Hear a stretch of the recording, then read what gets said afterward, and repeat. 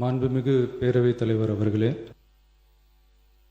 காவிரி விவகாரத்தில் எதிர்கட்சி சில விவரங்களை கேட்டிருக்கிறாங்க.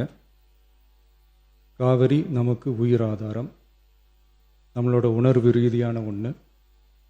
அதனால் அதை வச்சு அரசியல் பண்ணுற எண்ணம் துளி கூட நம்ம அரசுக்கு இல்லை.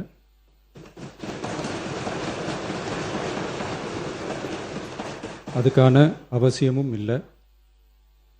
மேகதாது விவகாரத்தில் நாம் எல்லாரும் சேர்ந்து தான் தீர்மானம் போட்டோம். அதை நேர்முக கடிதமாக மாண்புமிகு பிரதமர் அவர்களுக்கும் அனுப்பி வச்சிருக்கிறோம். அதோடு நாம் அப்படியே இருந்துடல. ராஜ்யசபாவில் ஒன்றிய ஜல் சக்தி துறை இணை அமைச்சர் மேகதாது அணை பற்றி முழு விவரங்களை குறிப்பிடலைன்னு தெரிஞ்சதும் காவிரி நடுவர் மன்றத்தின் இறுதி தீர்ப்பு மற்றும் மாண்புமிகு சுப்ரீம் கோர்ட் தீர்ப்பு சம்பந்தமான விதிகள் மற்றும் பத்திகளை கோட் பண்ணி மேகதாது திட்டத்துக்கு எந்த விதமான சட்டபூர்வமான அனுமதியோ நிர்வாக அனுமதியோ வழங்கக்கூடாதுன்னு மாண்புமிகு பிரதமர் அவர்களுக்கு அடுத்த நாளே நேர்முக கடிதம் எழுதினோம். காவிரி நதிநீர் பங்கீட்லேயும் சரி, மேகதாது அணை கட்டுற முயற்சிகளை தடுக்கிறதுலையும் சரி, தமிழ்நாட்டோட உரிமையை நம்ம அரசு கொஞ்சம் கூட விட்டு தரவே தராது. அதுதான் நம்மளோட நிலைப்பாடும். அதே நேரத்தில் கர்நாடகாவில் சில அணைகள் கட்ட ஆரம்பித்ததை பற்றியும் இதே அவையில் 1969 ஒரு விவாதம் நடந்திருக்கு. அப்போது நீர்வளத்துறை அமைச்சராக இருந்தது யார்? அப்போ அணை கட்ட விட்டது ஏன்னு கேட்டு அந்த மாதிரி சீப் பாலிட்டிக்ஸ்லாம் நான் பண்ண விரும்பலை.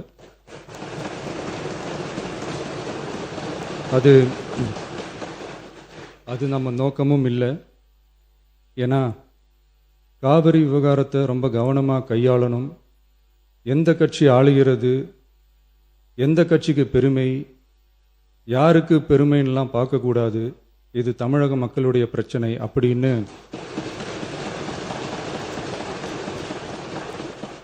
அப்போ இருந்த எதிர்கட்சி தலைவர் திரு கருத்திருமன் அவர்கள் சொன்னதை இந்த சபையில் சொல்ல விரும்புகிறேன்.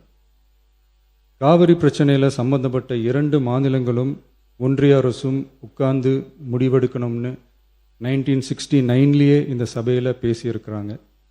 அதுக்கப்புறம் நிலைமை வேறு மாதிரியெல்லாம் போயிடுச்சுன்னும் நம்ம எல்லாருக்குமே தெரிஞ்சது தான்.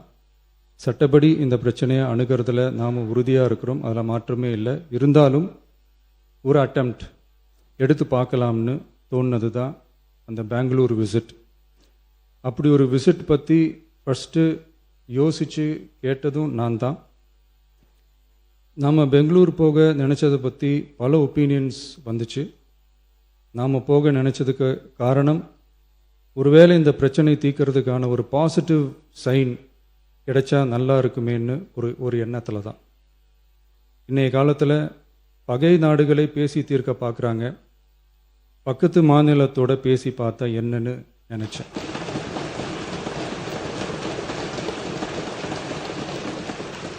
அதனால தான் அப்படி ஒரு அட்டெம்ப்ட் எடுக்க நான் ட்ரை பண்ணோம். ஒருவேளை அந்த அட்டெம்ப்டில் ஒரு அவமானம் நேர்ந்தால் என்ன செய்யன்னு சில பேர் கேட்டாங்க.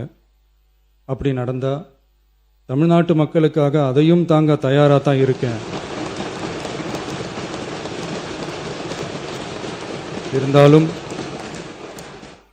இருந்தாலும் நம்ம மேலே அன்பு காட்டின அத்தனை பேருக்கும் என்னோட நன்றிகள். இந்த காவிரி விவகாரம் பற்றி மாண்புமிகு நீர்வளத்துறை அமைச்சர் அவர்கள் உரிய விளக்கம் அளிப்பார். அதே மாதிரி காவிரி பிரச்சனையால் பாதிக்கப்பட்ட விவசாயிகளுக்கான அந்த இன்சூரன்ஸ் ப்ரீமியம் அரசே கட்டுறதை பற்றி கேட்டிருந்தாங்க. அதுக்கான விரிவான பதிலை மாண்புமிகு விவசாய அமைச்சர் அவர்கள் தருவார்.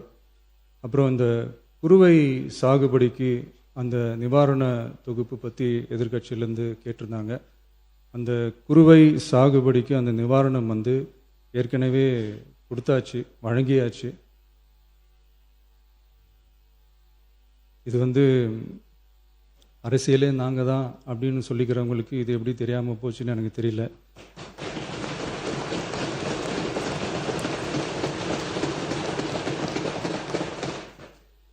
முன்ன